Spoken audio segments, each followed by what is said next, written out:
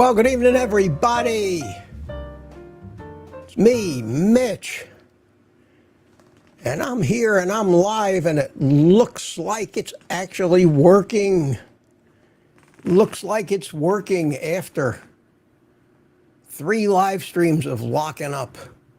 And I think I fixed it. I think I finally found what was causing all those problems. And I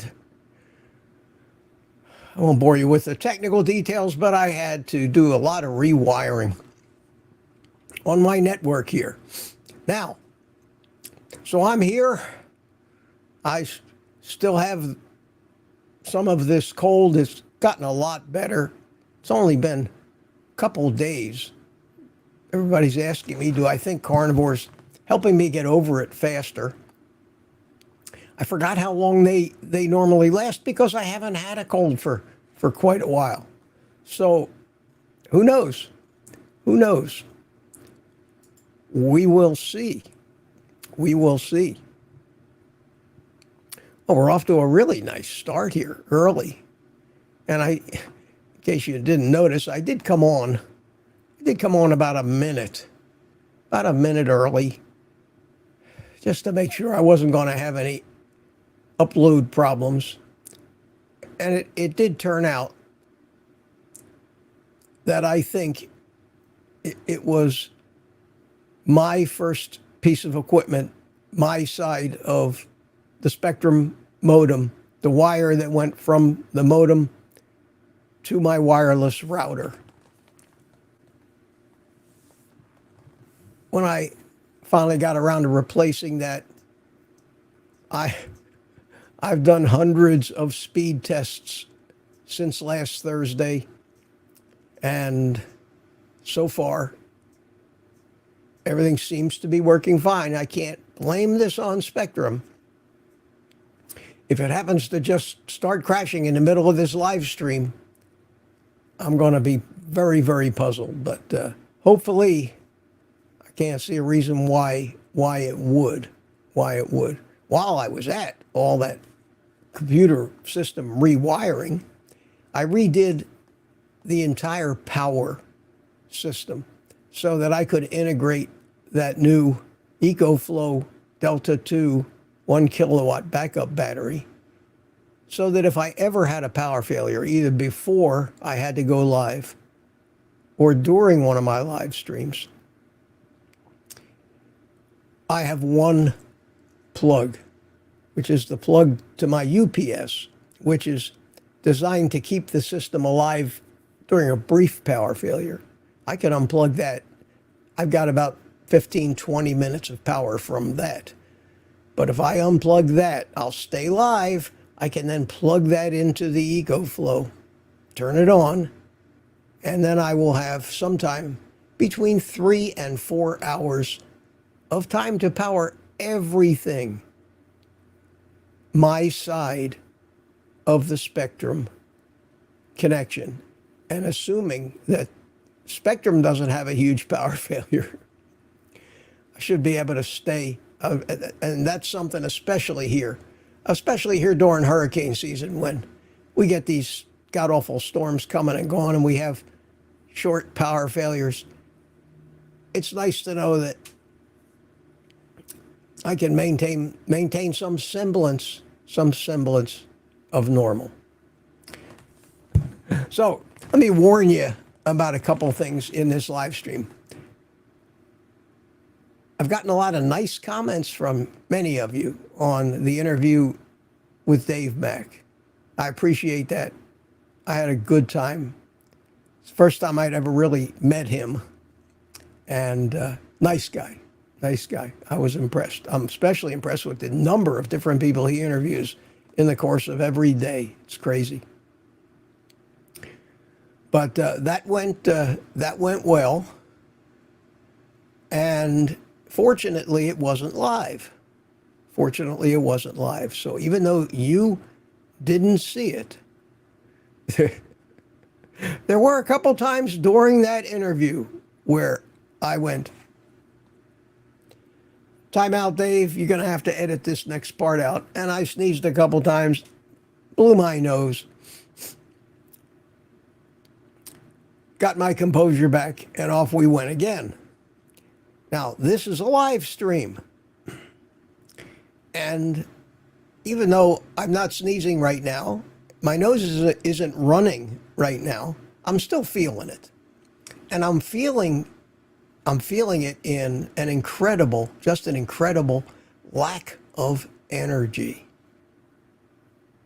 These things just sap the juice right out of you while your body is so busy using so much of its chemistry to fight off.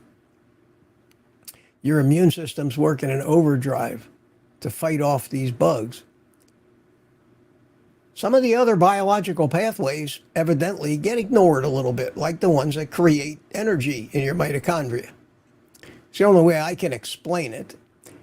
It's not anything new because most people who have colds, head colds, will tell you that they've got aches and pains they don't normally have, and I have a few of them, that they have maybe a low-grade headache, runny nose, they sneeze, and they have a noticeable lack of energy. So I'm convinced that it's normal. Now, one thing that I'm doing for this cold is nothing. Absolutely nothing. No over-the-counter medications whatsoever. No nasal decongestants, no pain relievers, no aspirin, no Advil, no nasal spray, nothing.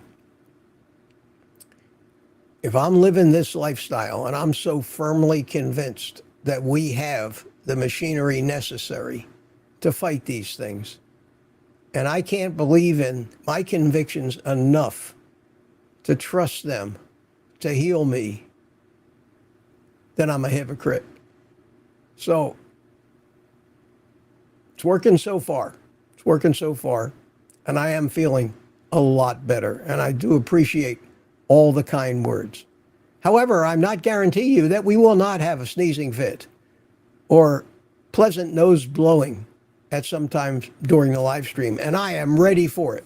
So when you see this, when you see Spanky sitting up there saying we'll be right back, and you don't hear anything because I've muted the mic, you'll know I'm taking a 30-second break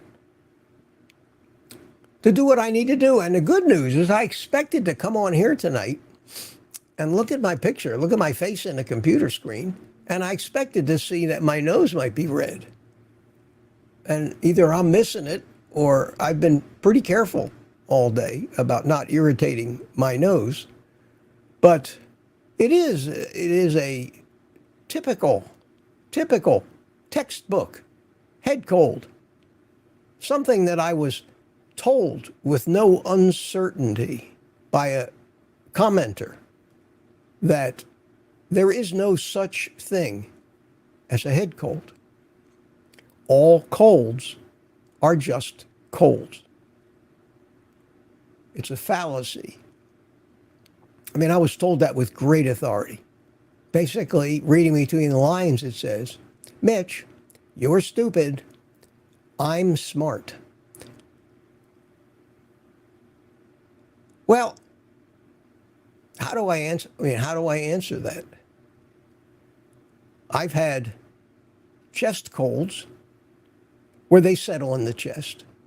It may be the same virus that causes all these colds, but colds will settle. Sometimes a cold will settle in a muscle in your leg and make your life havoc. But these infections, these viral infections, find different places to go in the body, and depending on which place they decide they want to live for a while, the symptoms that you get are where the name head cold, chest cold come from. Does that really need explanation? And once again, you know how I feel about being corrected. You know how I feel about being corrected. And I don't like it. I just don't like it. So I'm not going to wait till Monday to talk about that one. I'm going to talk about that one today because Monday is too far away. A head cold is a sneezy, runny nose, headachy, body achy thing where you have no congestion in your lungs whatsoever, no coughing. And I see up in my monitor that my signal strength on my upload speed is starting to waver a little. I can't believe it. I'm hoping that that's not there. Now it went back to normal. I'm hoping that it won't affect this stream and I won't be freezing up. But if that happens, it'll happen. I'm going to do the best I can. Let's get my disclaimer out of the way. After we talked about the cold, you know that I'm not a doctor. I don't give medical advice, especially one-on-one medical advice to anybody. I don't want to get in trouble for that. I may know the answer to some of your questions, but I am not going to be the one to tell you what medical things you need to do about it. I don't even want to do that. I tell you primarily what I do for myself, what it's worked, what hasn't worked, and what I've learned about it. And so far, it's working pretty good for me. So take from that what you will. I want to start off with something that had me rolling on the floor, because I could use a good laugh right about now. I could use a good laugh. I think we all could. So I want to, I got an email. From one of my viewers, and I'm going to put it on the screen next to me. And it's not too long, but it's long enough. But I want to read this to you because I actually was laughing out loud from this, and I thought you'd all enjoy it. And here it is. And this is from Dan McLean. Thank you, Dan. This is the funniest thing I've seen in a long time. He says, I cannot shop at Costco anymore. Yesterday, I was at Costco buying a large bag of Purina dog chow for my loyal pet, Nico, or Neko, the wonder dog, which weighs 191 pounds. Holy mackerel, you have a 191-pound dog who must eat you out of house and home. I was in the checkout line when a woman behind me asked if I had a dog. What did she think I had? An elephant? So because I'm retired and have a little time to do on impulse, I told her that no, I don't have a dog. I was starting the Purina diet again. I added that I probably shouldn't because I ended up in the hospital last time, but that I'd lost 50 pounds before I awakened in an intensive care ward with tubes coming out of most of my orifice and IVs in both arms. I told her that it was essentially a perfect diet and that the way it works is to load your jacket pockets with Purina nuggets and simply eat one or two every time you feel hungry. The food is nutritionally complete, so it works well, and I was going to try it again. I have to mention here that practically everyone in line was now enthralled with my story. Horrified, she asked if I ended up in intensive care because the dog food poisoned me. I told her no. I stopped to pee on a fire hydrant and a car hit me. I thought the guy behind her was going to have a heart attack. He was laughing so hard. And that, my friends, is funny. And as Larry the Cable Guy says, I don't care who you are, that there's funny. People are so gullible. People are so gullible. But I wanted to make a point of reading that to you guys tonight. I hope you found it funny. Also, I want to welcome the members of the private community, and I see even though I don't think I've got to putting them back on the list, I see that we have Mark, Eat Meat, Heal for Life, and Rosie have come back from wherever it was that they were. And all I can tell you guys, it's great to have you back. It's great to have both of you back. You've been missed. You're an important part of this community. I know that something happened. I know that it involved one of, and I'll call him one of my other friends, because I have to be friends with everybody. I can't help what you guys do when you're away from my videos and when you're in other chat rooms or other places. It's not my fault, and it certainly isn't my place to tell you what to do or what not to do. So I respectively ask that I not be involved in that. You guys all work it out for yourself, but I'm just tickled to death to see that you're all back here, and we missed you. So that's great. I look forward to seeing you in the private community also on Thursday night again. And that'd be just great. Just great. Also, want to thank Mark Davis.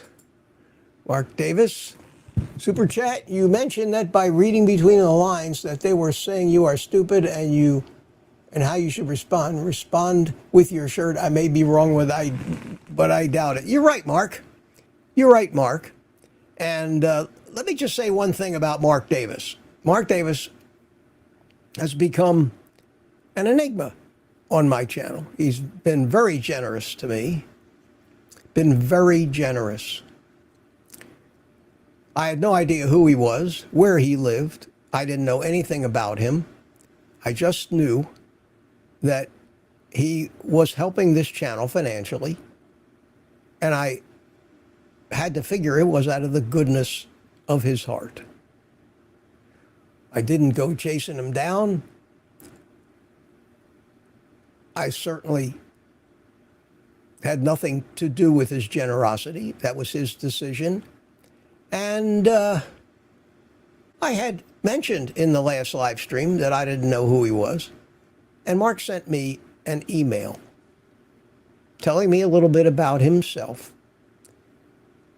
what he's going through and the changes he's making in his own life for his future. And he sent me his phone number. I very rarely ever call anybody. I certainly don't give my phone number out. But I figure if I can't trust this guy, who can I? So I called him. But we talked for hours. And I have no doubts about where he's coming from, why he does what he does. He's just a genuine, decent man, generous man, with no agenda whatsoever behind what he does. And I wanted to put that little mystery to bed, because I was beginning to wonder if people didn't think maybe I had Mark's children being held hostage in a basement somewhere. Not the case. So Mark, thank you so much. Thank you so much. I definitely appreciate everything that you do.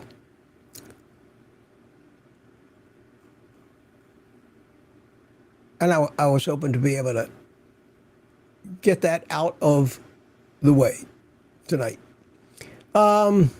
Let me start saying hello to some people. So far, so good. So far, we haven't had to see this. We haven't had to listen to musical nose blowing. And even though I decided to leave the sneezing and the nose blowing in my video today, that was only to prove the actual reality of my real live head cold, not a move on my part for sympathy in any way. So let me go back to the beginning of the chat, and this was early on, but I just want to say hi to some of these people, and then we'll we'll get to it. We'll have to see how long I actually go tonight, whether I'm really up for 2 hours or maybe an hour and a half. I'm going to play it by ear because I'm still a little wiped. I don't think I'm suffering from any brain fog, but I also maybe am not as sharp as I would like to be tonight. So I'm going to try to take it easy. Anyway, Boyd Lamb was the first one in, 7 or 8 o'clock this morning. Thank you. And what you see where it says T-bone in the thing, it's basically what StreamYard makes of the meat emojis that people put. It doesn't know how to make a T-bone emoji, so it basically just writes the word out. Mark C is here. How you doing? Morning, Mitch and Boyd. 1 year Carniversary. Thank you.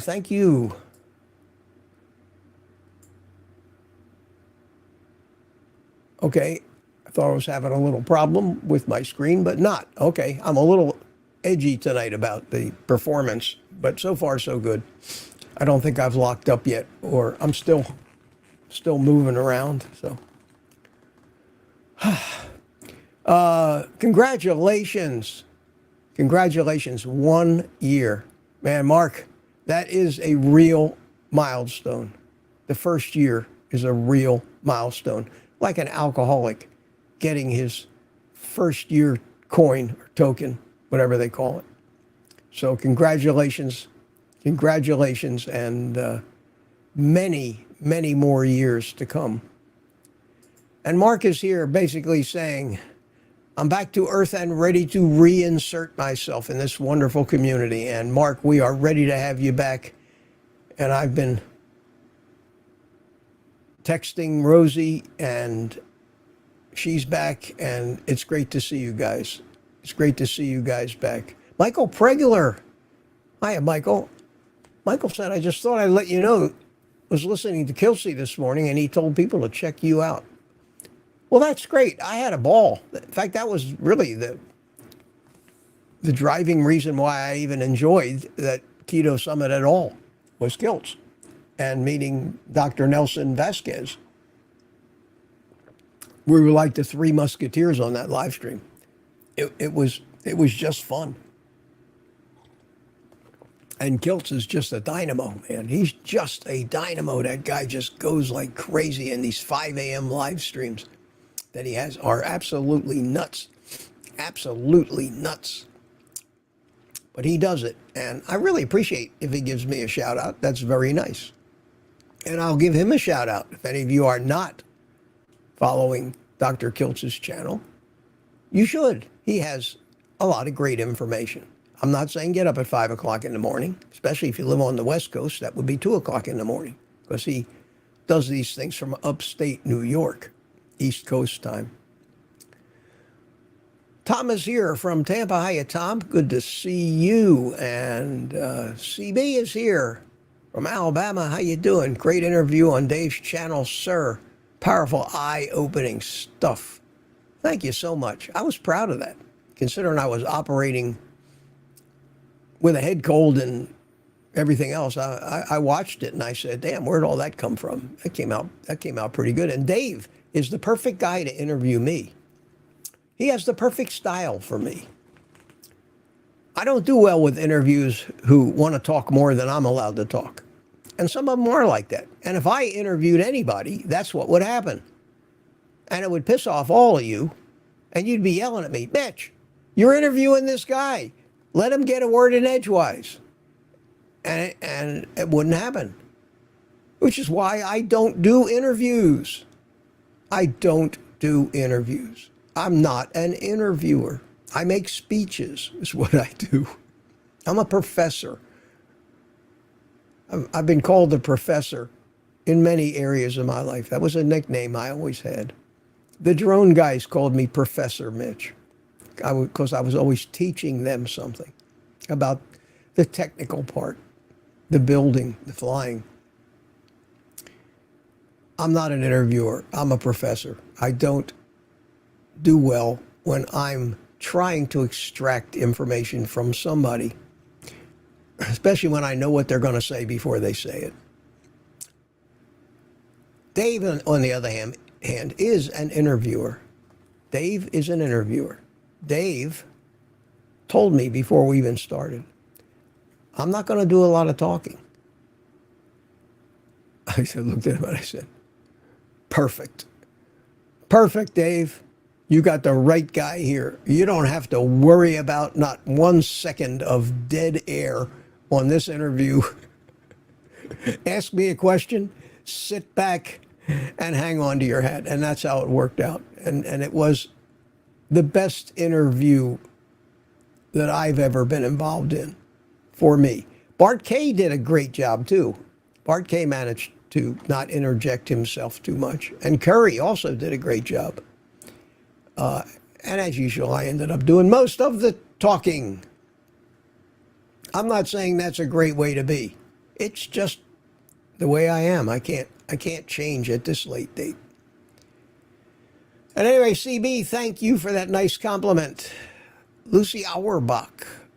Hey, all Mitch fans, let's hit that like button. Waiting on you in rainy Jersey.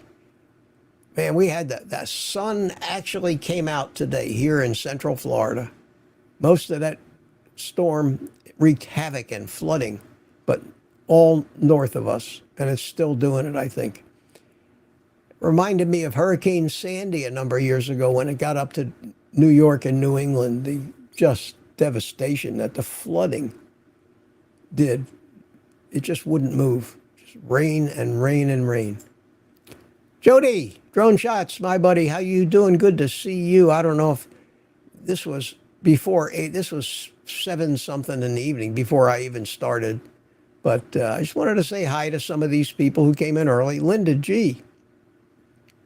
Good evening to you all, she says. Hi, Linda. And Cliff Medina's here. Says, hi, Mitch. Good to see you, Cliff. Richard Williams. Hey, everyone from Copper Hill, Tennessee. I can always count on Richard. Always count on Richard. Thank you, Richard. And here's where I said welcome to everybody. So that means it was about 10 minutes before the stream started, and we're still talking. And Rosie, hi, Patriots, happy to be here. And Mitch is filling up to. So far, so good, Rosie. See how long we can keep this up. No guarantees. No guarantees. You may hear that my voice might be a little raspy. I think that has something to do with it as well. And everybody's saying hi to each other. And we have Texas Tom's Shaving Tips saying hello to everybody. And Linda is sneezing. And that's really cool because Linda found some emojis with tissue in them, which is the cutest thing I've ever seen. Little nose-blowing emojis. That was quite a find there and very, very appropriate. Thank you for that. And we have Nick Sheeson says hi to everybody. Christine Cooper. Hi, Mitch. Just saw you chatting with Dave. Good stuff. Thank you so much. Thank you so much. Rosie says, Christina, he was in his element for sure. I could tell Dave enjoyed every minute, which was really fun for me. When I watched the replay, I didn't look at myself during the replay. I looked at Dave to see his reactions to what I was saying, and it was priceless. I really enjoyed it. He was, I think, really into what I was saying, and that made it great. That made it great. And we have Mkai. Mkai, how you doing, Mkai? Good to see you. Haven't seen you for a while, but good to see you in here tonight. Paul McGrogan is here. Top of the hat to all. Kathy, that would be Hochstedt. Says, hello, Mitch. Josephine, C is here. How you doing? And we have Lucy, Auerbach again. And Tammy is here. Tammy Pitarch. Hi, Tammy. How are you?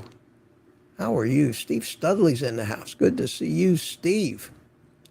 Jerry Vaj Tush, how you doing from Ponte Vedra Beach, Florida? And I have got my Spanish pronunciation down to a science on that one. Ponte Vedra. I know that Juan will be very proud of me. Very proud.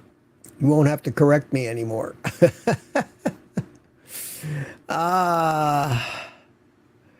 And who else haven't I said hello to? Ricky Lee is here. Hi, Ricky.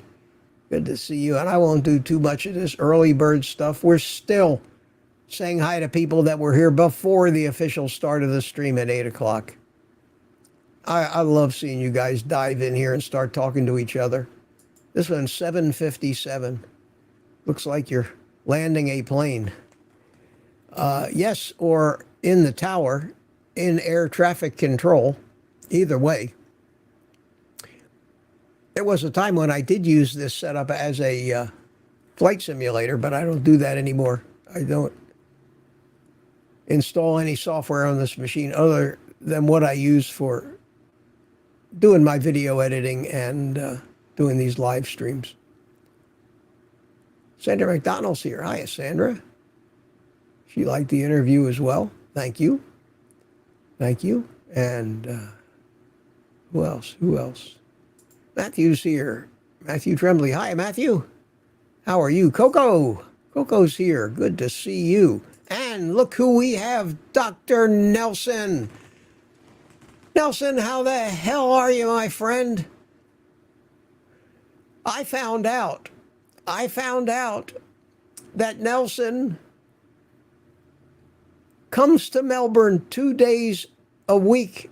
He had joined and practices at a local medical practice here 2 days a week. We are going to get together.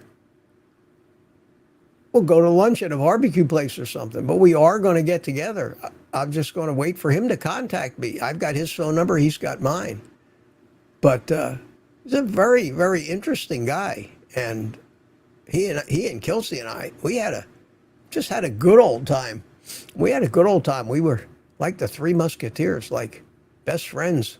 So great to see you here. Great to see you here, Nelson. Thanks for coming in. Thanks for coming in. And Don Schonger's here. Good evening, sir, he says. Papa Carnivore. Hiya, Peter. How you doing? Good to see you. Mark Davis says, hi, Mitch and everyone. Thank you so much. And Captain Awesome. Captain Awesome is here. Captain Awesome just found your channel. Thanks for the great content and blessings from Munster, Indiana. Thank you, sir. Always nice to have a viewer named Captain Awesome. Yes, sir. I like that name. That's authority. Maybe I could get rid of the trolls if I had a more authoritative name, like the Annihilator or something. It's a thought. It's a thought. Linda G is saying hi to people. Christina Cooper, did I say hi to you? If not, I'll say hi now. And I think we have made it to 7:59, and Aunt B is here at 7:59, and we have, is it Louis or Luis? I don't know if you pronounce it Spanish or not. Braithwaite, that doesn't sound Spanish. From North Carolina, a salute to Mitch and everyone in the chat. God bless. Thank you, Louis. I'll figure it's Louis. Stephen Owlback is here. We're still at 7:59. Satya Khalsa, how you doing? And at the bell, Satya was at the bell, 8 o'clock, officially launching the stream. Ron Emerson came right in there. Nelson again says hi to everybody, and off we went. So thank you guys for being around and coming in early. And what I'm going to do now is wet my whistle, give my voice a tiny little break, have a little coffee, catch my breath. It has affected my energy. And then I'm going to start looking for questions in the chat. So, if you have a question for me, if you have a question, put QQQ, capital QQQ in front of it, and that'll enable me to find it. And I'll start looking for them. I'm assuming also that this cold will continue to improve vastly from here on out. I did manage to get some sleep last night, which is something I was still deficient on from that crazy weekend of running back and forth to Orlando. So let me go over to the chat here and see if anybody has put a QQQ in there as yet. And we'll do this. And I do have from Aunt B, who says, if you have a question, please post QQQ in front of it so he can sort them out. Okay, so that worked, but that wasn't a question. So let's see if I have any more. Rosie Red says, Mitch, remember to use the shortcut for QQQ. Yes, Rosie. Rosie is still mother henning me. Thank you, Rosie. Always appreciated. So far, not a question. And Carolyn loves Elvis forever. Carolyn loves Elvis forever. Has a question. I've never seen Carolyn in here before. She obviously just found us. I would remember that name. So welcome if you're new. Is it okay to eat one apple a week?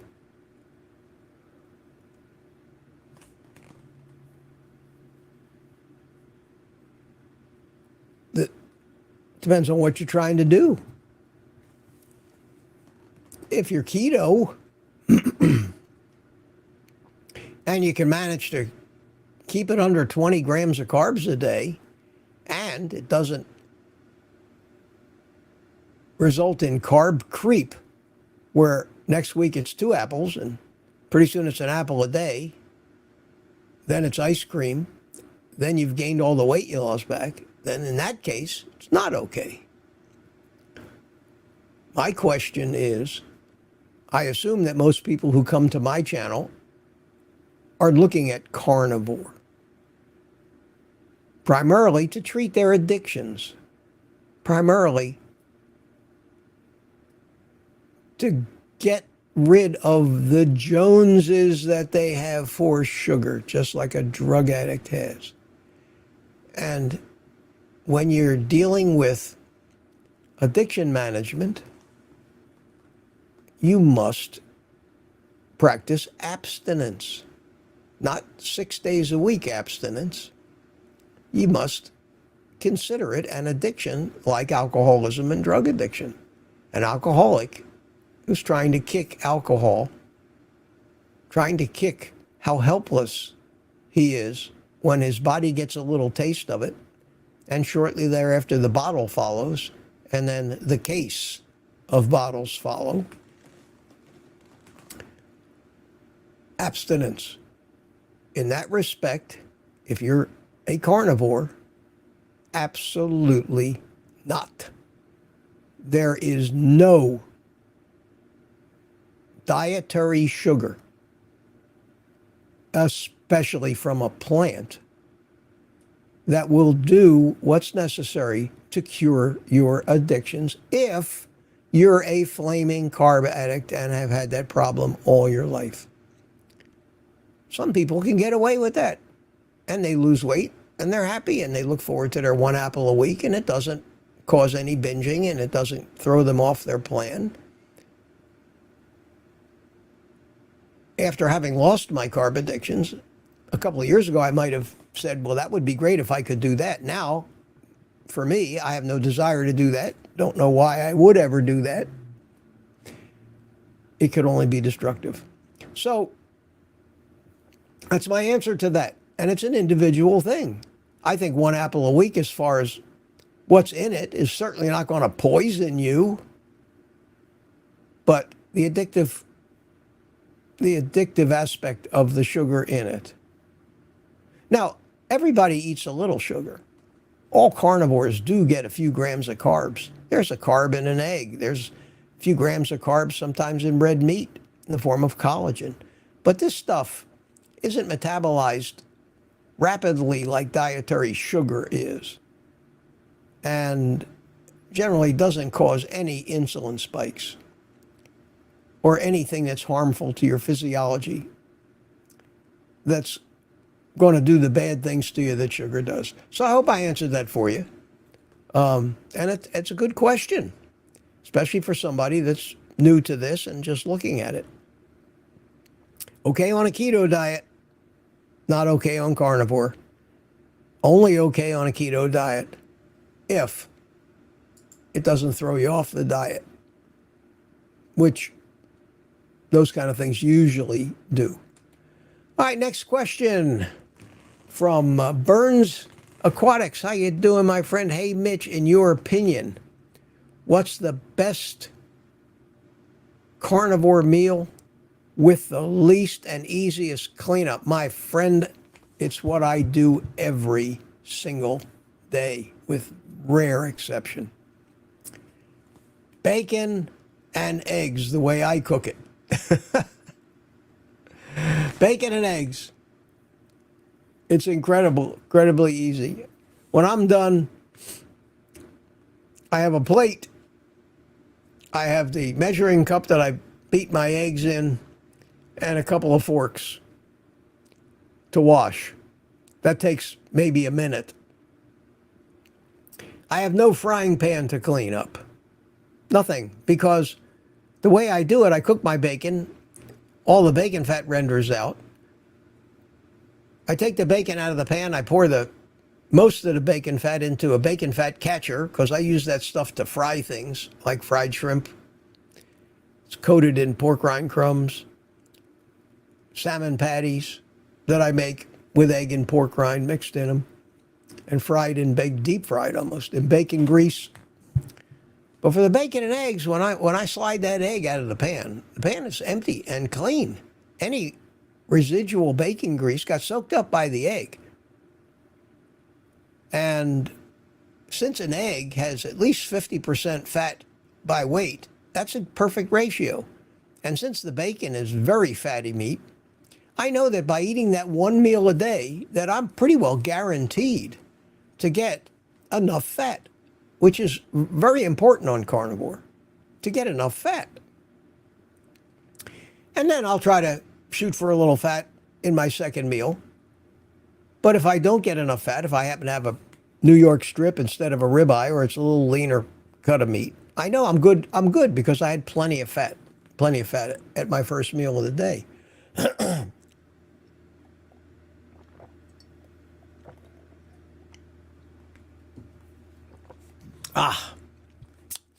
Still going, like the Energizer Bunny. Still going here.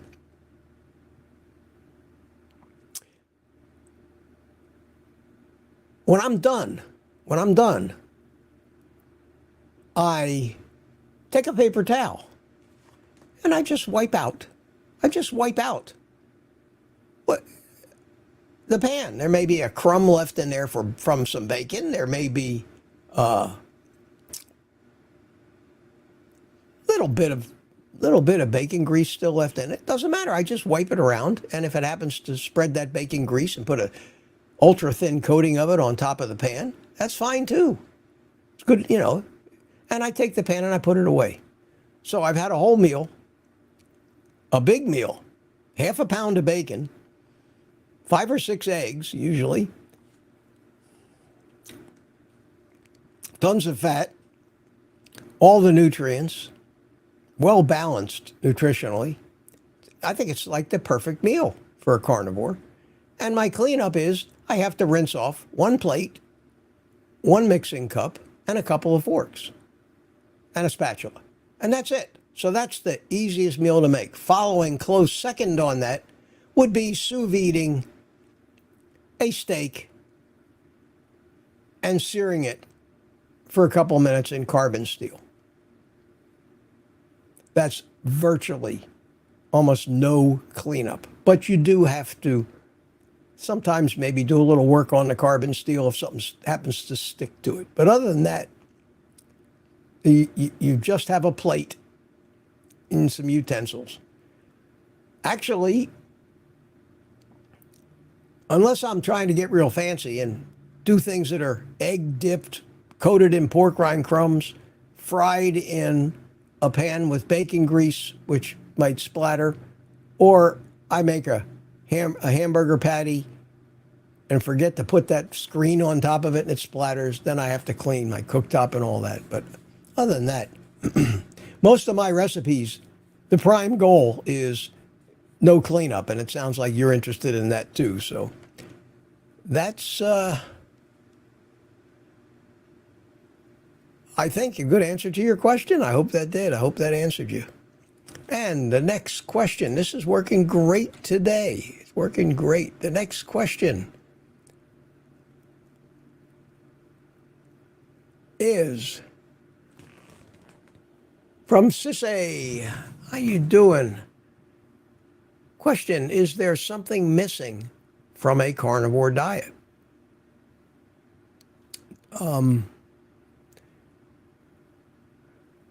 That's a hard question to answer. If there is anything missing, it might just be some of the things that we supplement when we're on carnivore.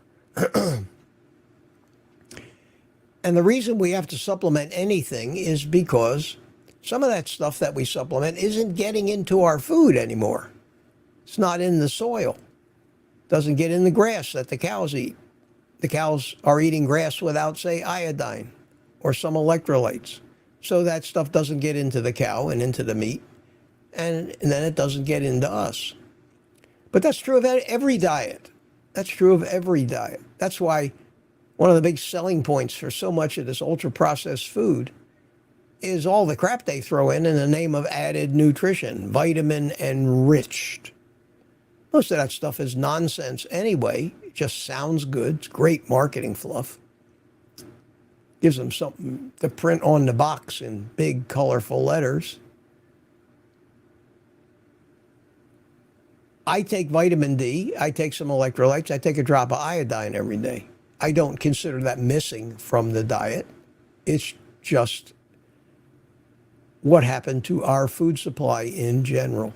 As far as, is there a food that we should be eating that we're not? We can eat anything that's an animal product, pretty much. So basically, all that leaves is plants. And there's not, in my estimation, a single plant or food derived from a plant that we need to be optimally healthy. I don't know what it is. I can tell you whatever it is. I haven't eaten any of it in 2 years, and I'm doing pretty good. I'm doing pretty good after 2 years of not having touched a green leaf of lettuce. Certainly no grains. Certainly not a gram of fiber. That was the first time in my life that I actually straightened my gut out, is when I finally stopped eating the frigging fiber.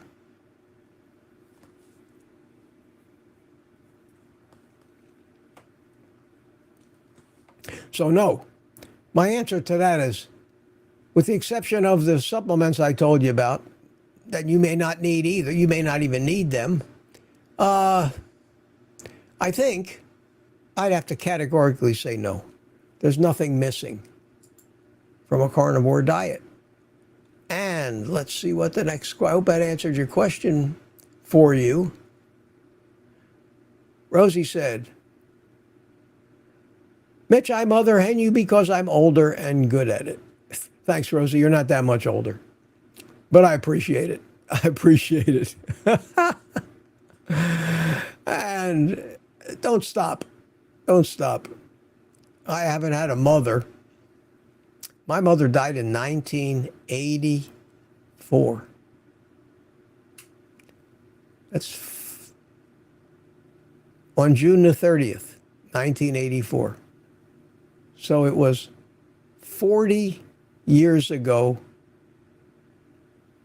almost to the day. 1 week ago was the 40th anniversary of my mother's death. She died at the hands of doctors who misdiagnosed lymphoma earlier on as something called Paget's disease and ruined the last 8 years of her life with horrible chemotherapy and medical treatments and injections that did no good and only exacerbated her condition. And she finally died at age 66 as a horrible, crippled up invalid because of doctors. If you ever want to know why I don't trust those butchers, and yes, I agree, and I'll admit there are times when we need them. I needed them to save my life when I fell and hit my head and ended up with a subdural hematoma. And they had to cut my skull open and remove that big clot and sew me back up. I needed them for that, and they're great at that. They fix mechanical shit like that. When I fell off a ladder a number of years ago and shattered my wrist, I needed a talented hand surgeon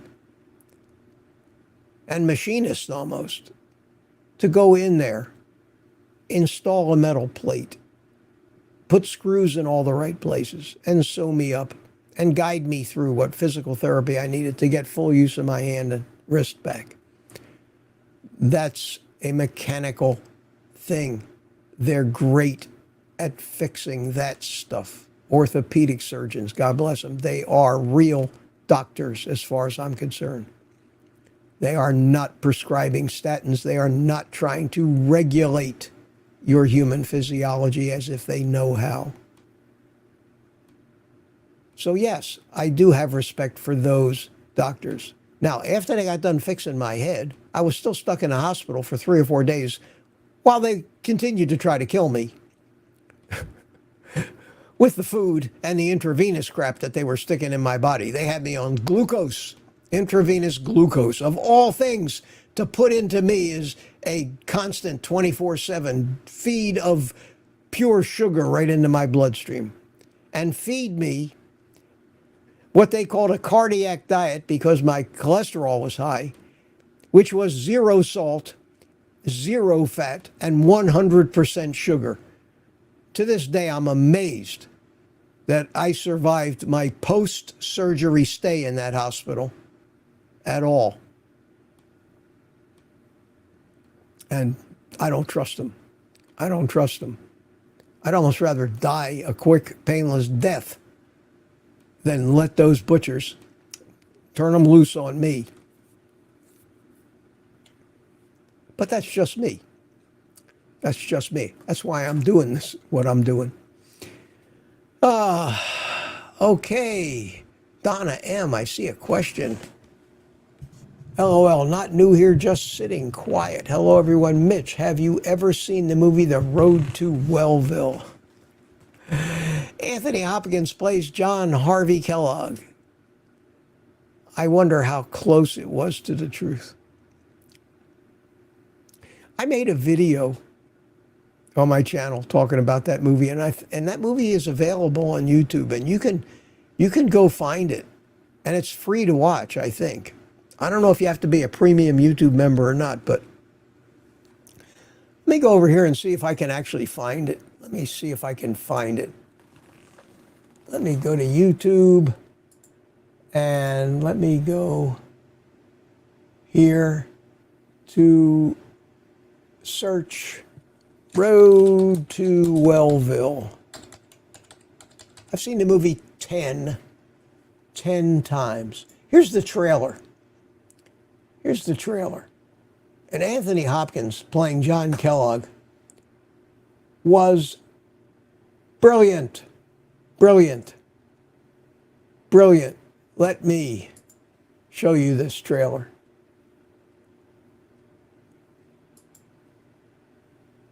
Let's see if I can get it to play here. Get the sound. Breathe it in, Will. Can't you just smell it?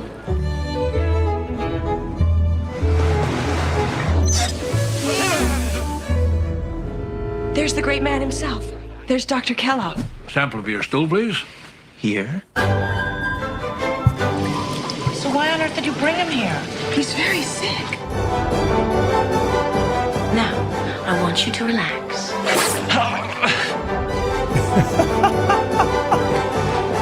It is my scientific conclusion that sex is unnecessary and dangerous.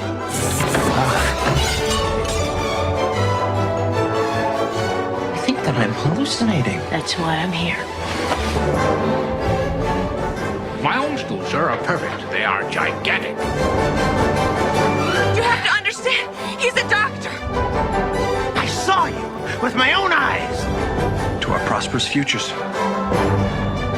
I'd like to look at the new ladies. Stop laughing! Bravo! Dr. Kellogg would not approve.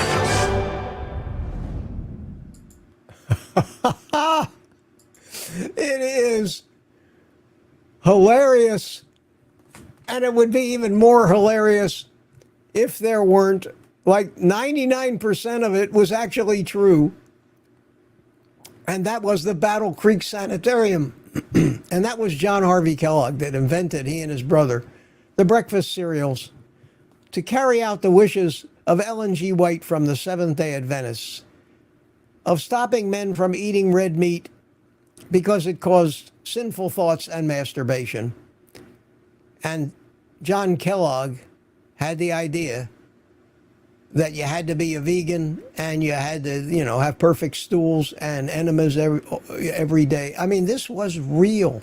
This was not a fantasy. They made it into a comedy because when you look at it in that manner, how can you not view that as a comedy? It's absurd. It is so absurd. And yet it is the basis.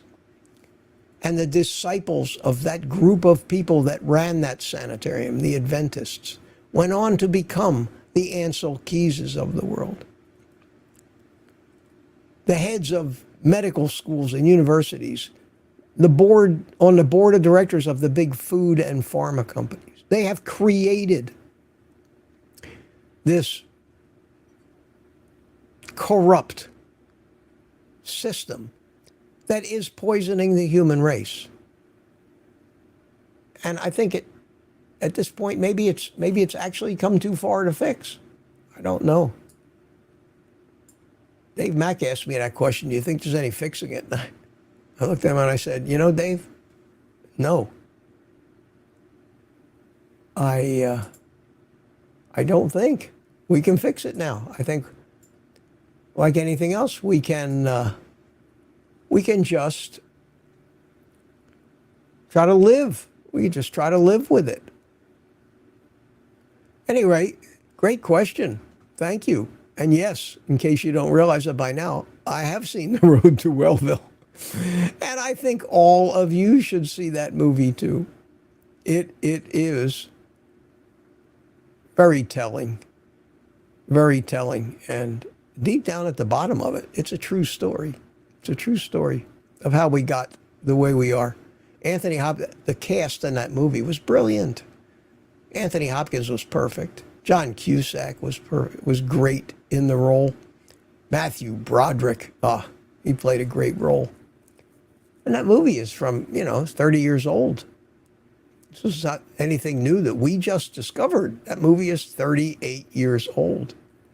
So why do I still have Dr. Nelson Vasquez's thing up there? Why do I still have that up there? Because I do that. because I don't pay attention. Because I don't look down in that corner. When I'm looking at the chat, I'm looking everywhere, but I'm not looking at what I'm actually putting out there to the world. So I'm sorry about that. I'm sorry about that. And that's great. But that was a great question. Thank you for that. That gave me an opportunity to turn some people on to that movie. It's well worth watching. It is. And it's enjoyable as hell, but it's disturbing as hell at the same time. So, the next question is from TJ Byers. He says, Mr. Mitch, do you eat lamb? It's pretty cheap right now. Been eating like a Greek king lately. You know, I have no reason why I don't eat lamb. As a kid, lamb chops were a regular on our menu. But since I was a kid, I never ate lamb. It just was not in my wheelhouse. I ought to buy some and try it. So many, that's the thing about carnivore. Everybody says how restrictive it is. There's so many different foods. When you're only eating 2 meals a day, and one of them is generally bacon and eggs, doesn't leave you a lot of opportunities to try new stuff. Because my average day is bacon and eggs and some kind of beef, either a steak or ground beef. Maybe once a week I throw in something different. I'll make some salmon patties. I'll cook up some fish. Little sniffle coming on, folks. Okay, folks, it's time. I will be right back with you.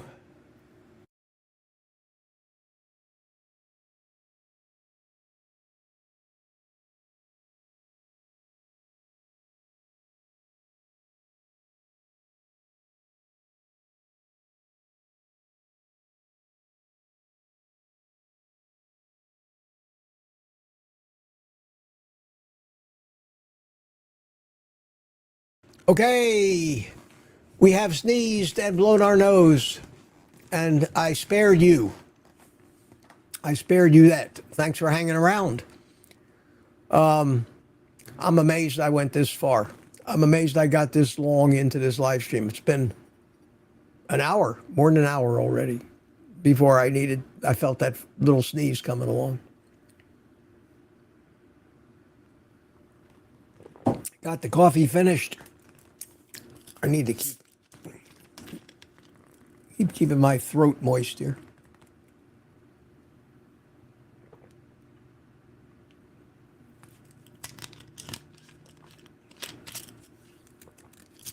Okay.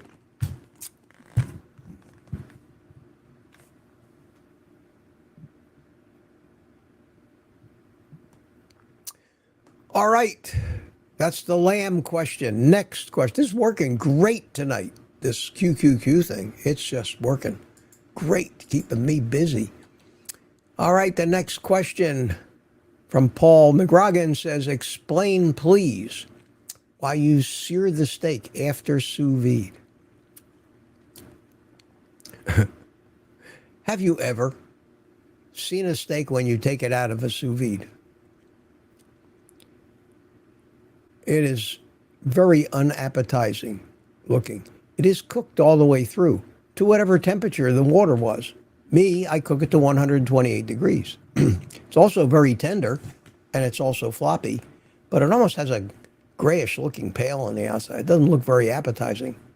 It also doesn't have that crispy flavor imparted by what they call the Maillard reaction, which almost caramelizes meat a little bit. It's like what burnt ends are on brisket. You know the flavor that you get when brisket gets that, you get those burnt ends from in a barbecue place, even if it didn't have all the sauce and rubs on it, just the flavor of that meat. It's almost been caramelized.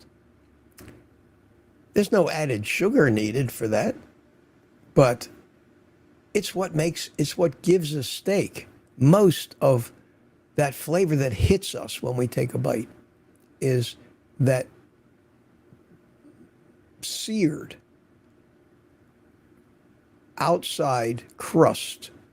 And that's, in steakhouses, that's what they're going for. They're going for that crust on the outside.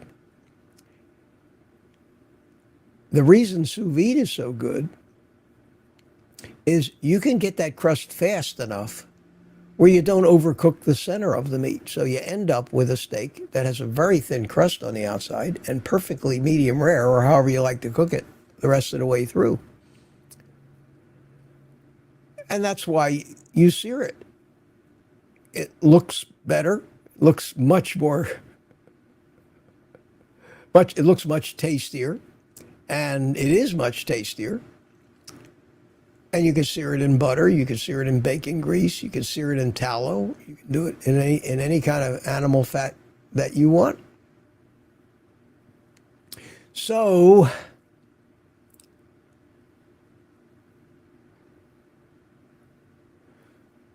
I think that probably answers your question. I don't think I'd enjoy a steak that much if it wasn't seared. And I don't think anybody ever sous vides a steak without searing it. I sous vide salmon with no intention of searing it, just to eat it right out of the sous vide, 145 degrees for about 45 minutes. Perfectly cooked, flaky, delicious. But that's salmon. That's salmon. So that's my answer. That's my answer for that. For what it's worth, take it, take that answer for what it's worth. Hang on one second here. We have, I have to get down to the bottom of this other chat again. God, you guys do know how to talk to each other. And I have to do this on this chat here. Get me down to the bottom. There it is. Mark Davis, Super Chat, thank you so much. Mark says, my new bottle. Oh, and Mark is quite the comedian, too. He's quite the comedian. Something you should know about Mark. It'll help make some of these things he puts in make a lot more sense. They do to me now. My new bottle addiction is Mitch's fault. I call it SP Bubbly Water. SP is San Pellegrino. I see you have yours sitting on your desk because you just took a gulp. Also, I like me some chicken liver. Do you, Mitch? I don't eat liver, Mark. I don't eat liver. I eat, I used to, being Jewish from Philadelphia. Anyway, thank you for that, Mark. I appreciate it. Let me get it out of the way so it doesn't keep covering up my beautiful person. Being Jewish from Philadelphia, we had dishes. They called them blintzes, and they made them with chopped liver. And I loved them. I loved the flavor of the chopped liver. My mother made liver and onions, which I enjoyed. I ate as a kid. But when I stopped being a kid and went in the Army, that was the end of my liver eating days, and I don't think I've eaten not a drop of liver since. I should. In fact, maybe a chicken liver on a pork rind would remind me of the flavor of some of those Jewish-style foods that I ate when I was a kid. And I'll let you know if I try it, Mark. But no, as of right now, no liver for me. There's two schools of thought on that. And it's divided among the bigger influencers. Ken Berry, all he talks about is liver. Sean Baker, you never hear the word come out of his mouth. Or Anthony Chafee either, not a mention. Can you live without liver? I think if you're getting enough nutrition from the red meat you're eating and the other things, certainly. Just as you can eat too much liver, because it is pretty rich in certain vitamins, and you could poison yourself by eating too much liver. So that's my thought on that. Let me find the next question. Oh, I'm going around here. Hang in there, I'll find one. Do I eat lamb? Explain why you sear the steak.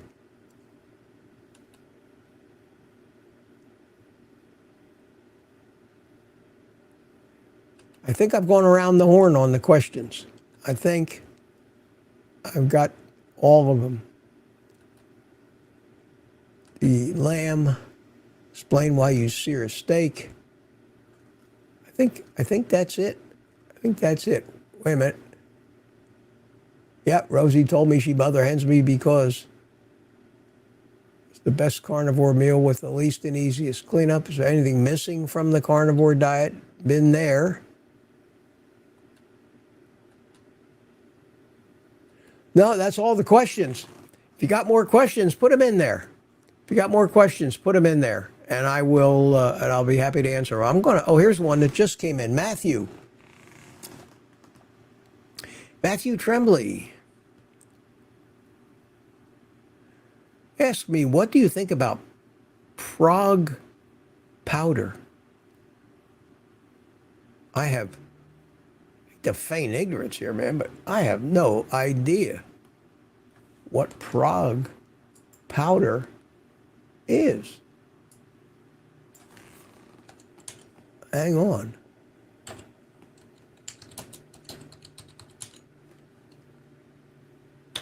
I will admit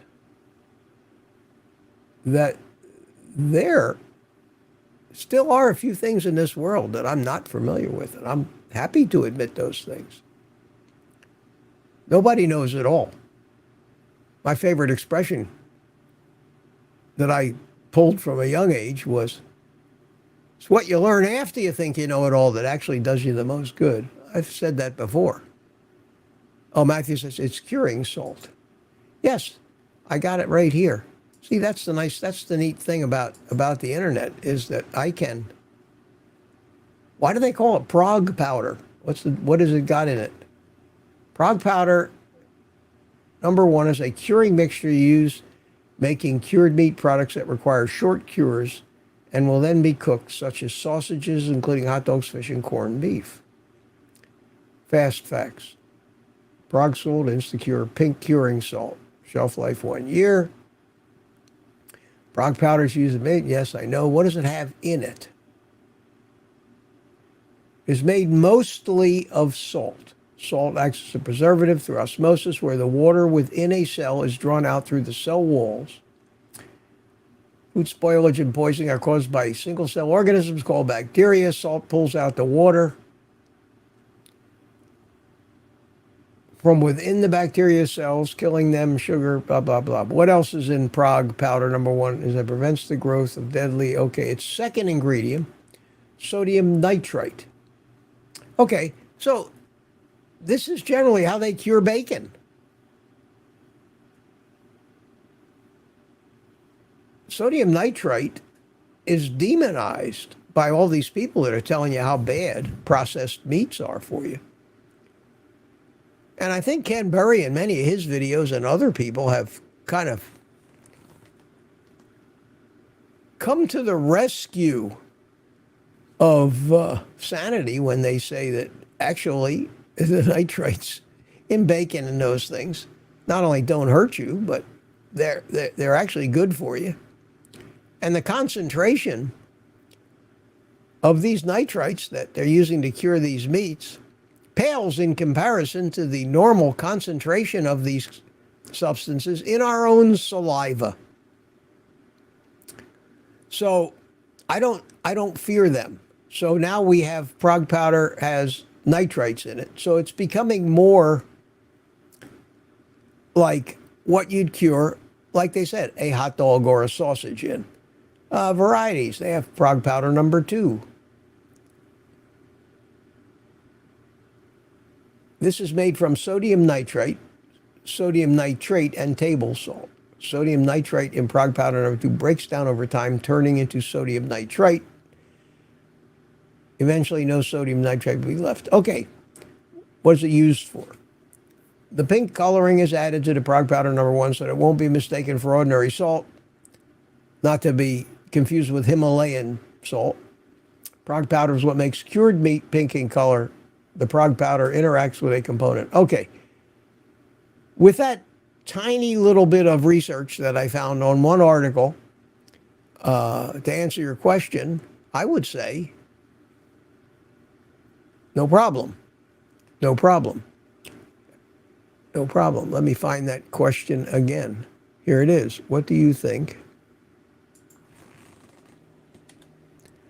of prog? Would you consider doing a smoked meat style brisket after curing it a week or so? I don't know about the timing of it and how I might use it. You'd probably want to do that. You could call it curing. It's more like a dry brine where you salt something and put it in the refrigerator, let the air, put it on rack, let the air get around it, and then smoke it or cook it.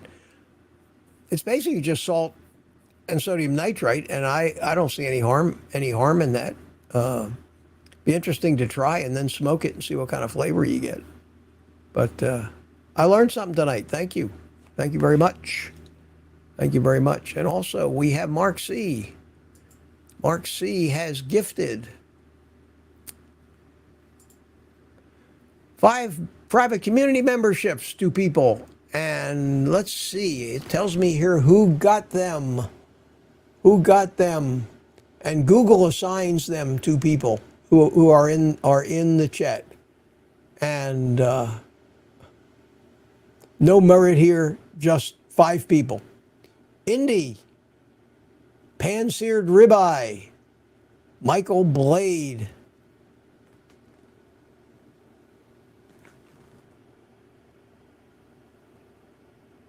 Altiara Jim, and Zero Cool are members of the private community for a month. Whether they want to stay in it or not, at least we'll see you there for a month. And you can thank Mark C. for that. Thank you, Mark. Very nice of you.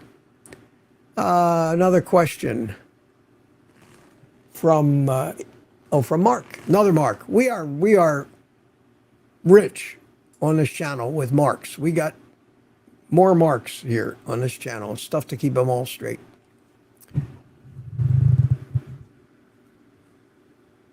I noticed that you told Dave Mack that as long as you eat eggs and bacon each morning, you know you get the right amount of fat for the day. I always worry about that I'm not getting the right amount. Yeah, I don't know if I'm getting all the fat or what exactly is the right amount.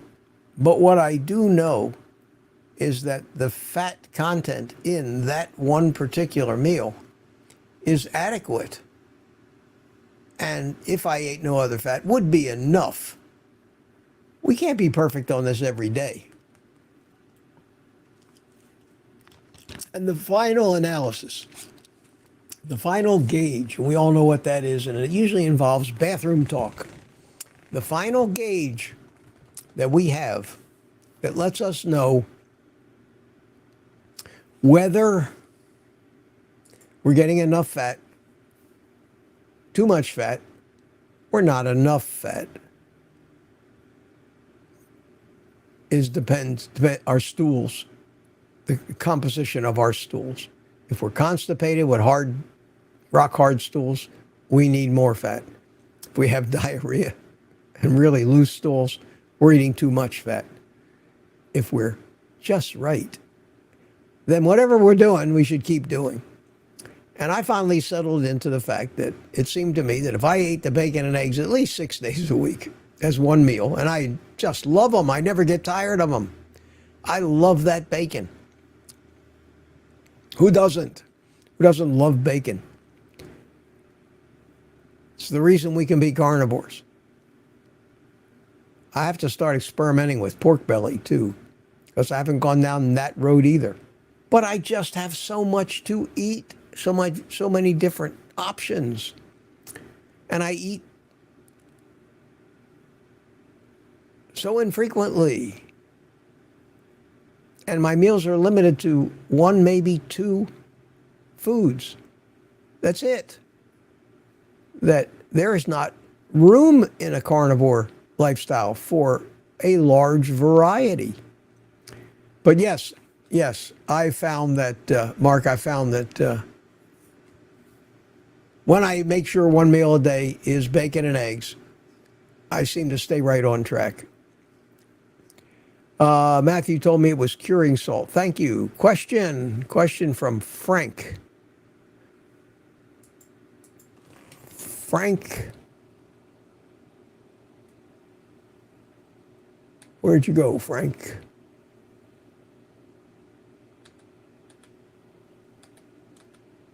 That's what I get for being cute here with the QQQs. I saw it. Where did it go?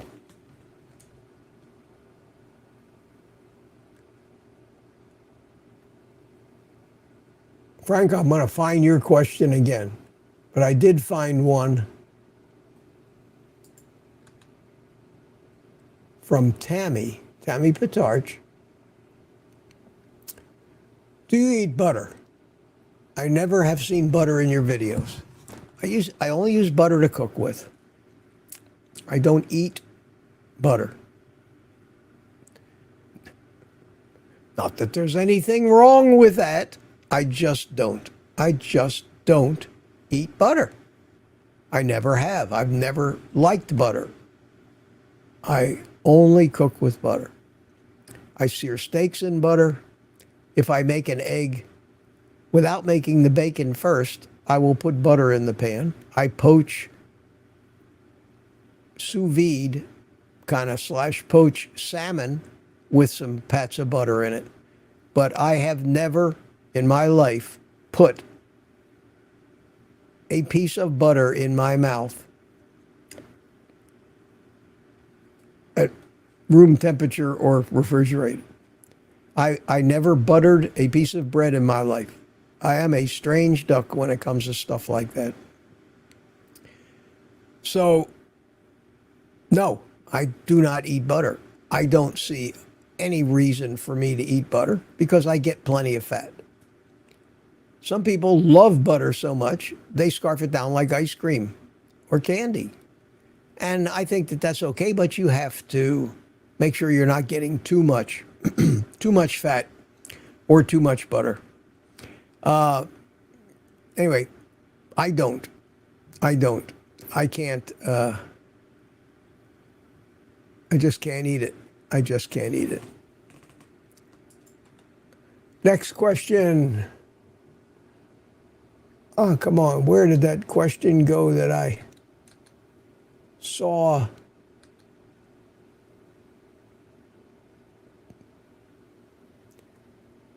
Joseph Story, how's the smoker doing? Any plans for some Mitch barbecue vids? Yeah, I have a lot of plans for everything, Joseph. Lots of plans. Oh, it's Frank Calabrese asked me a question, but I found a post from him. I'll find the question now that I know your name. Joseph said, how's the smoker doing? Well, I got the smoker, I made the video, I got the ribs, and then I got busy. I got busy getting ready for the keto conference, going over to the keto conference. Then I got sick. I haven't had a chance.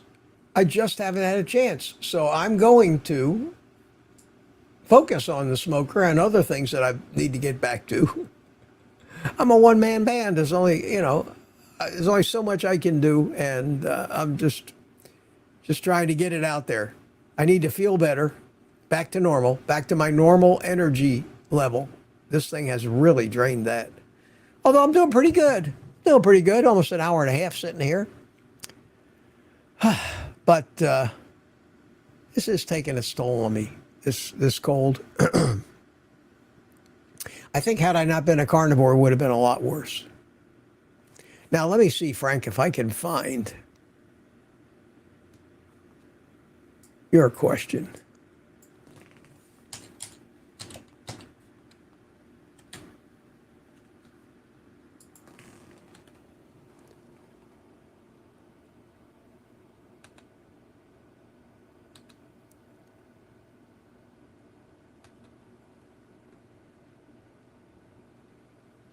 The reason I couldn't find it, Frank, is you put question marks, not Q's. There's an explanation for everything. But now I found it. Hi, Mitch. Been carny 300 plus days. Way to go. Lately only sleeping 3 to 4 hours. Any idea wake around 3 a.m.? Well, can't tell you why that's happening.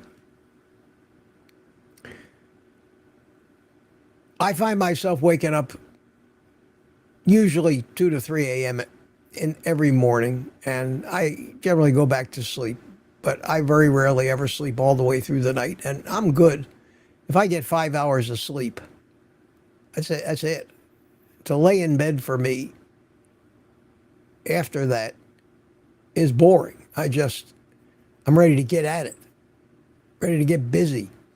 I go to bed 10:30, 11 o'clock every night, and I'm up at 4:30, 5 every morning, and I usually wake up once during the middle of the night. I don't know why. I don't know how I would ever go about figuring out why without going to a sleep specialist, another doctor, and I refuse. Sorry. Oh, this is funny. So I can't help you with the sleep. I don't know who might be able to help you.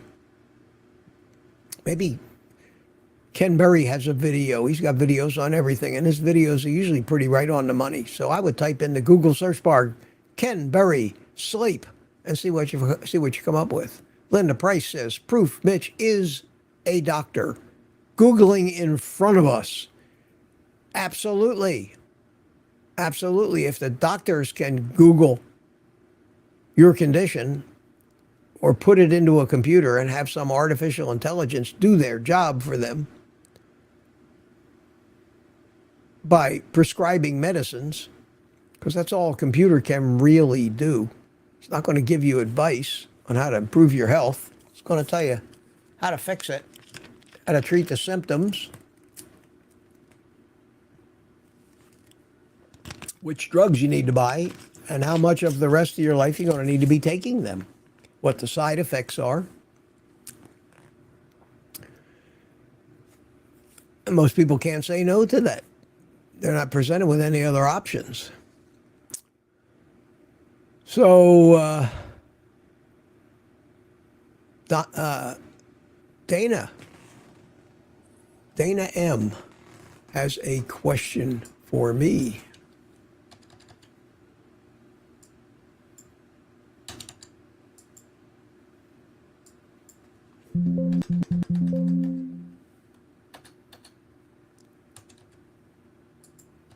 What's going on here? There we go. Okay. Let me find that question again.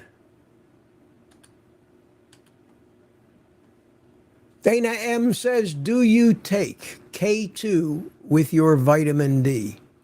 If so, is that Mark 4 or Mark 7? I don't know. I take very little vitamin D. Just take 5,000 international units a day of vitamin D3 and K2. It's a brand that seems to be a big seller with good reviews. I don't take it all that seriously. It's not mega doses of this stuff. I don't think I need mega doses of it. I don't want to live out of a pill bottle. I do it more as a prophylactic measure, couldn't hurt kind of thing. Not taking anywhere near enough of this stuff to matter. I haven't delved into the chemistry of K4 or K7. Maybe I will. I still don't think it's up to me to regulate that stuff. The only thing that's up to me is try to eat the best food I can find and let all that stuff take care of itself, because what comes next? Pretty soon we all have to be accountants and biochemists, have laboratories of our own, huge closets to keep all these pills indexing systems and library cards to find them. You can't live like that. So maybe I'm not taking it seriously enough. As long as I feel good, that's the most important thing to me. So Dana, yes, I do take the K2. I've taken some advice on that. Take vitamin D3, 5,000 international units a day. I have some followers that keep scolding me, telling me I should be taking 30,000, 50,000 international units a day. I have never, ever in my life mega dosed on anything. And I remember the days where they used to tell you, take 10 grams of vitamin C a day. If any of you remember Dirk Pearson and Sandy Shaw of the life extension fame, when they came out with all these amino acids, you needed a shovel to get all those pills into your mouth that they said you needed. And it was going to extend your life. They had no idea back then. They were making a lot of money. I don't buy into that stuff. Eat the food. If you get deficiencies in something, it'll show up in a blood test. You may have to supplement a little something. Which is why I supplement D. My D levels are on the lower end of the range. Now that was taken in the wintertime. I get a decent amount of sun in the summertime. But I don't go in for blood tests every week. Who cares? Just want to keep this as simple as I can so that I can keep doing it.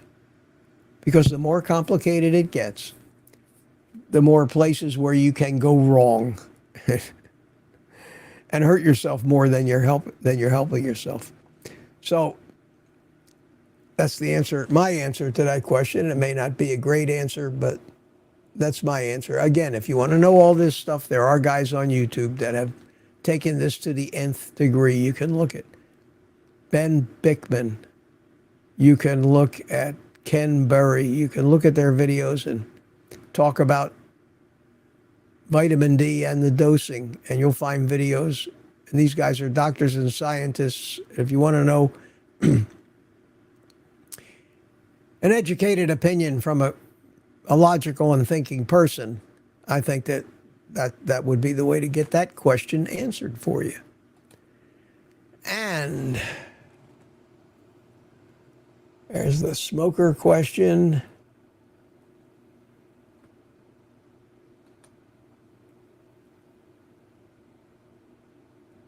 Unretired carnivores. Did your sleeping habits change since carnivore? Not really. Maybe a little less sleep. I was keto. I always woke up at least once in the middle of the night. I don't know whether it was a bathroom thing or not. Whatever it is, when you get older, you generally wake up in the middle of the night. So I just attribute it to being an old man.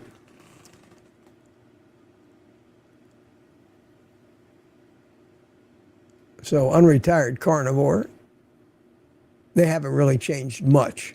Maybe a little less sleep.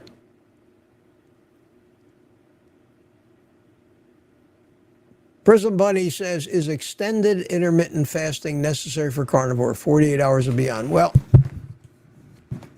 if you extend an intermittent fast past one day, it's not an intermittent fast anymore. It is just a fast. Intermittent fasting means that each day you delegate a window of time where you eat. For me, it's between like 11 in the morning and 4 in the afternoon. So I have a 5-hour eating window every day, and I fast for the other 19 hours. Now, that's intermittent fasting each day. You're waffling back and forth between either fasting or eating. What you're talking about is extended fasts. And I don't think they're necessary for carnivore, but it depends on your goals. Fasting, I think, helps if you have a ton of weight to lose. Once you get those fat-burning pathways going, once you get the insulin under control to allow your fat stores to release all of that fuel that you've got to be used by your body, then fasting allows you to use up more of your body fat in a quicker period of time, because most of us have enough fuel on our bodies to live for months and months. Unfortunately, when we are on a sugar insulin roller coaster and our insulin is high, that puts our fat cells into what's called fat storage mode and stops the fat cells from releasing the fat. That's counterproductive if you're trying to lose weight. It's only until you fix that insulin resistance, that hyperinsulinemia, that high constant insulin, because you're constantly eating sugar, that you can free up the fat in your fat cells to actually be used. Once you become a fat burner, yes, once you become a fat burner, you will be able to fast for a number of days without torturing yourself. If you haven't become a fat burner yet, and you try, and you're still living on sugar, and you try to fast for more than 3 hours, it's going to be hell, and it's going to ruin your efforts. So I wouldn't start fasting until I was a couple months into the carnivore lifestyle and knew full well that I could avoid sugars, and I haven't eaten any sugar for a while. That's my theory. Then the fasting will be much easier to do because you're running on all that stored fuel. Otherwise, your body won't let it go. Your body won't let it go. So that's my answer to that. If you don't have to lose a ton of weight, there's always autophagy, the process where the body eats its own dead proteins and cells and recycles the amino acids and the materials to build new stuff with. This can help reduce loose skin if you've lost tremendous amounts of weight. It's a slow process. There's no instant gratification. And it usually comes from,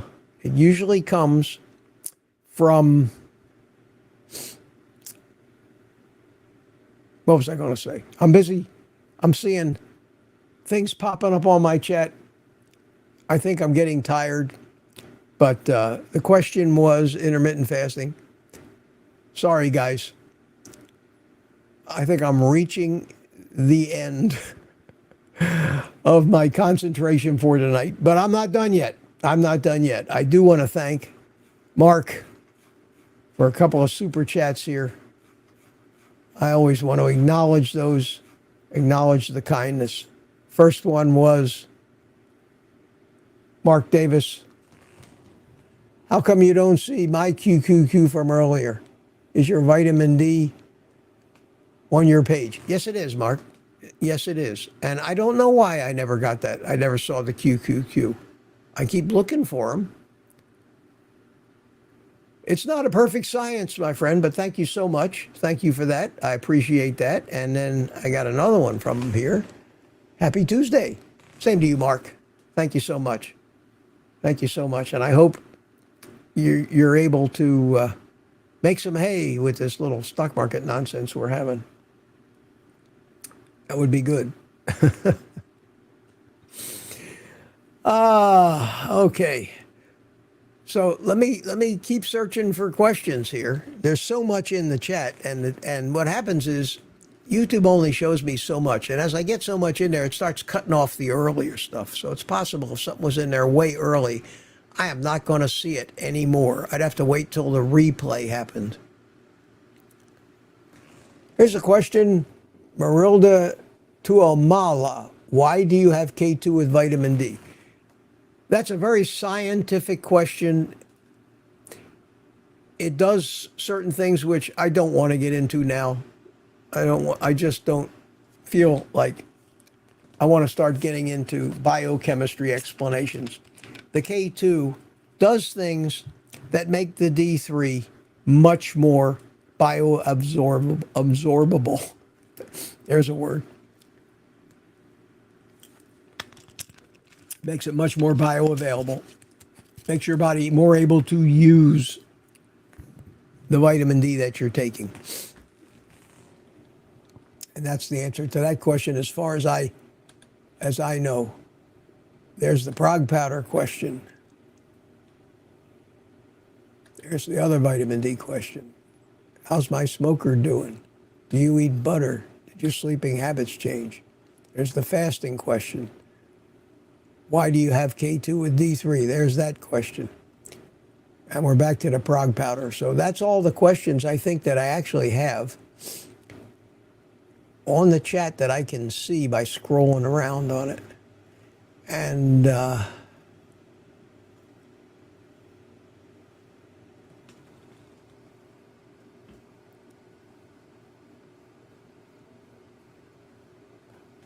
Peter, Papa Carnivore says, I don't need as much sleep and have a ton more energy now. I find that, other than the last 2 days, to be absolutely true. Absolutely true. And when I wake up, I practically jump right out of bed instead of being groggy for a long time. Yes, sir.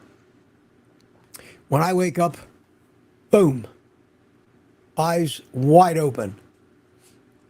I don't even think about it. I leap out of bed. I no more want to lounge around in bed for any reason once I wake up. The only thing that bothers me is when I wake up at like 3:30. If it was 4 o'clock, I'd get up. But at 3:30, I go, it's only 3:30. What the hell am I going to do? And I try to stay in bed and I try to go back to sleep. I end up just laying there wide awake for a half an hour. But when the clock says 4, I say, okay, I can get up now. It's okay. But anywhere between like 3 and 4, I hate it when I wake up then. I hate it. And Mark, Eat Meat Heal for Life, says to me, why don't you turn in for the night and get some sleep? I will very, very soon. Very soon. In fact, I feel a nose blowing coming on. So I will be back in one short second.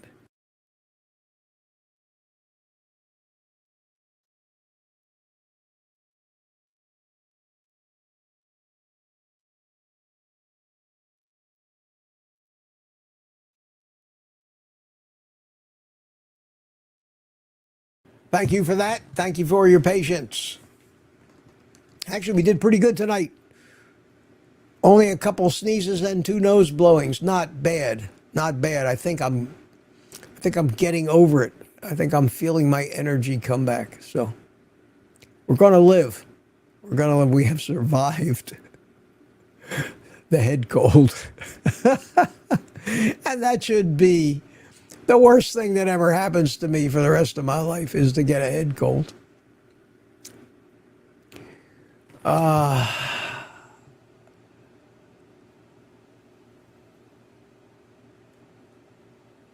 Marilda told me she looked it up on Google and I gave her very good explanations and warnings. Well, thank you. Glad to hear that. Always like to agree with Dr. Google. Infringinator says, well, hello, everybody. It's me, Frank.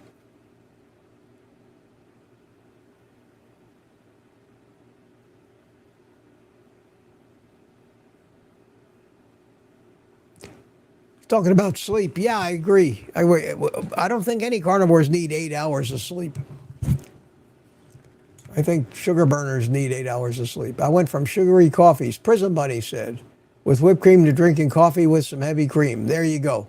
There you go. Unretired, I just started a cycling class. Question from BMAT. Mitch, do you take naps during the day? Never. Never. Never have. I could lay down. I could climb into my bed, turn off all the lights, make my room dark. I will not fall asleep.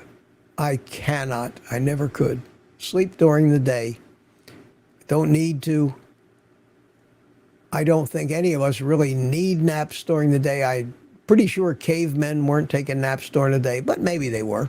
There are certain cultures that do afternoon siestas. Most of those cultures are carbohydrate metabolizers, not carnivores. I don't think there's a standard either way. I think it's an individual thing.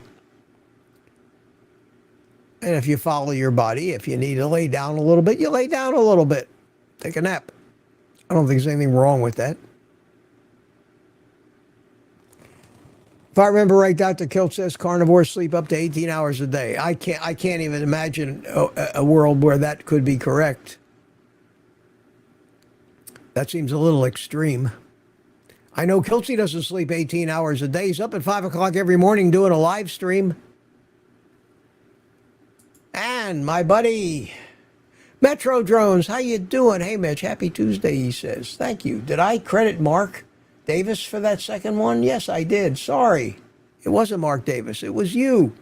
Metro Drones. Thanks, man. Thanks. They're all big orange blobs. I think my eyes are getting a little blurry now. In fact, I think I'm going to wrap this up, guys. I gave it the old college try tonight. I need to get some sleep. I'm down to the bottom of the chat. I answered the question about the naps. I don't see any more questions after that. Papa Carnivore, funny how it's called a sad diet because it's pathetic. Yes. Yes, there was nothing lost in that acronym, that's for sure. The sad diet. The Australians have the benefit of taking advantage of that descriptive acronym as well, because the standard Australian diet is also a sad diet. Is Wagyu beef tallow a staple in your kitchen? A question with no QQQ, but due to my astuteness, I saw it. No. I find no need to buy tallow or save tallow. I use bacon grease. I like bacon grease. And I don't think there's anything wrong with it. I know it can't be cheap. It's probably good fat, probably good for you. But I have not used it. Not used it. Ernie says, I believe in a short nap, 1 to 2 hours at most. I'm sure it's very refreshing. I had a friend who happened to be a vegan that was useless unless he slept for 2 or 3 hours every afternoon. He's gone now, as all my friends in life are, who told me I was killing myself eating hamburger. So I hate to say that I had the last laugh because there's nothing funny about it. It's very sad. It's very sad. All my lifetime friends, every one of them, is gone. And that's sad. And people are starting to say goodbye. I guess they're getting the hint from me. Good night, all. Good night, everyone. If that's the case, I will get my exit music going. Take this super chat down because once again, I am not doing my job and paying attention. Okay. I guess you can all hear the music. Listen, guys, thanks so much for coming in. Thanks for coming in. Thanks for putting up with the small amount of sneezing and nose blowing. I'm pretty sure that by the private community live stream on Thursday evening that I'm going to be fine. We seem to have made it through the stream tonight with none of the same technical difficulties, although there were little brief times when I got that little warning indicator that even though my upload speed was adequate, it was not optimal, and those lasted for a few seconds, and I can only think that was something on Spectrum's end. I think I solved my problem. The stream started out, stayed strong the whole way, so I can stop worrying about that. Thanks to everybody for the super chats. Really appreciate it. Thanks for asking me questions. Gives me things to talk about. And with that, my friends, with that, I'm going to get my ass to bed. And everybody's saying good night all.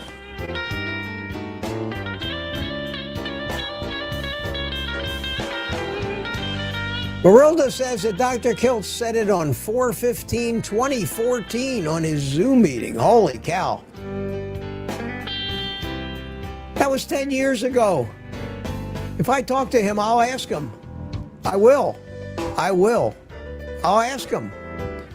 Did you ever say that carnivores get an average of 18 hours of sleep a day? I will remember that. So we'll get to the bottom of that one. Just doesn't make any sense to me. Everybody's saying have a great weekend. You all too. Have a great weekend. I'll see you on some videos. I'll see you Thursday night. I'll see you Saturday afternoon. In the meantime, take the rest of the day off and eat meat.